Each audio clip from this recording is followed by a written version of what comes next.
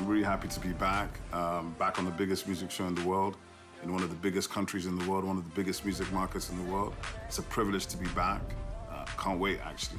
Being a judge on Nigerian Idol Season 7 is extremely exciting for me. I've never done anything like this before, and to be very honest, I always have wanted to do something like this, so to be able to have this opportunity. I got a feeling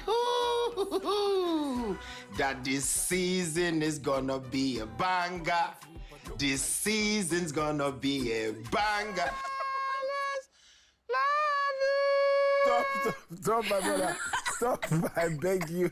I beg you. And I beg you. You say I beg you. Do I still have chance? I tell you now. What did you say? Don't bother. Leave the singing. But still sing in church. Yeah, sing in church, but leave this singing thing. Nah. Just make sure you're not too close to the mic. Yeah. Okay? Pick your own and go. See you on the next round. Your face shine and your shoe show. Thank you. Yeah.